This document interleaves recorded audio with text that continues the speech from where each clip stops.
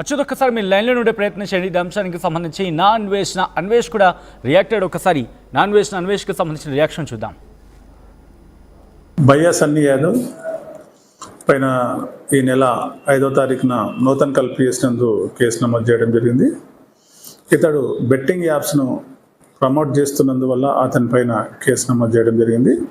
అతడు ప్రస్తుతం విదేశాల్లో ఉన్నాడు. దానికి సంబంధించి మేము లుకౌట్ సర్క్యులర్ జారీ చేయడం జరిగింది. అతను మన దేశంలోకి ఎప్పుడు ఎంటర్ అయినా మనము అరెస్ట్ చేస్తాం. భయ్యా సన్నీ యాదవ్ పైన ఈ నెల 5వ తారీఖున నూతన్ కల్ పిఎస్ నందు కేసు నమోదు చేయడం జరిగింది. ఇతడు బెట్టింగ్ యాప్స్ను ప్రమోట్ చేస్తున్నందువల్ల అతని పైన కేసు నమోదు చేయడం జరిగింది. అతడు ప్రస్తుతం విదేశాల్లో ఉన్నాడు. దానికి సంబంధించి మేము లుకౌట్ సర్క్యులర్ జారీ చేయడం జరిగింది. అతను మన దేశంలోకి ఎప్పుడు ఎంటర్ అయినా మనము అరెస్ట్ చేస్తాం. అందరూ దొంగలు. హర్ష సాయి, భయ్యా సన్నీ యాదవ్, ఈ ఇమ్రాన్ ఖాన్ మొత్తం వీళ్ళందరూ దుబాయ్ పారిపోయారండి. అసలు ఈ దుబాయ్కి యూట్యూబర్లకి సంబంధం ఏంటి? అసలు ఇంత 10,000 కోట్ల రూపాయల డబ్బు హవాలా రూపంలో ఎలా దుబాయ్ నుంచి ఇండియాకి, ఇండియా నుంచి దుబాయ్కి ఎలా ఈ హవాలా ఎలా జరుగుతుంది అని మీకు పూర్తిగా చెప్తాను. వీడియో సినిమాని మించి ఉంటుంది.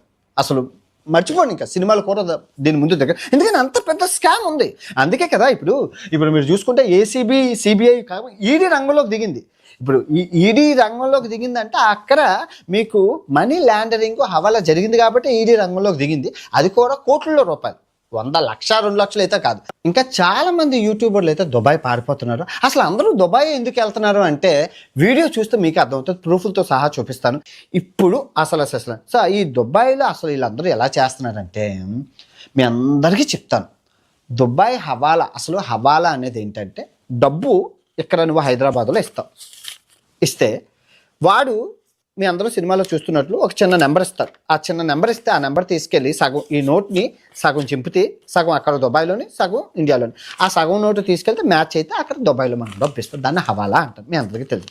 ఇది లీగలా అంటే ఇల్లీగల్, బొక్కలో వేసి తినేస్తారు. అప్పుడు ఈ ఎండోర్స్మెంట్ డిపార్ట్మెంట్ వాళ్ళు వచ్చి మనల్ని జరిగిందని తెలిస్తే వస్తారు. అందుకే ఇప్పుడు యాక్చువల్గా సీన్ ఏం జరిగిందంటే హర్ష సాయి, ఈ భయ్యా సన్నీ యాదవ్, ఈ ఇమ్రాన్ విషయంలోని పోలీసు వాళ్ళు ఎప్పుడైతే మనీ లాండరింగ్ ఇన్వాల్వ్ అయ్యిందని వాళ్ళ నోట్లతో వాళ్ళే ఒప్పుకున్నారో, మీరు వాయిస్ రికార్డులు చూపించారు, అప్పుడు పోలీస్ డిపార్ట్మెంట్ ఏం చేసిందంటే ఈడీకి ఇచ్చేసింది, ఎన్ఫోర్స్మెంట్ డిపార్ట్మెంట్కి. మరి ఈ ఏసీబీ ఏం చేస్తుందంటే వాళ్ళేంటి యాంటీ కరప్షన్ బ్యూరో, అవినీతి నిరోధక శాఖ చట్టం ఏంటి, లంచం తీసుకుంటే అది పని. ఎక్కడైనా లంచం తీసుకుంటే లంచం పెద్దదా హవాలా పెద్దదంటే ఏది పెద్దది? లంచం చిన్నదిరా, చిన్న చేపరా. లంచం కూడా చిన్నదే. ఇంతంత లంచం కలిపి ఇంత అవుతుంది. కానీ హవాలా అనేది బల్క్లో 100 కోట్లు. ఇప్పటికిప్పుడు నేను 100 కోట్లు దుబాయ్ నుంచి ఇలా రప్పించుకోగలను.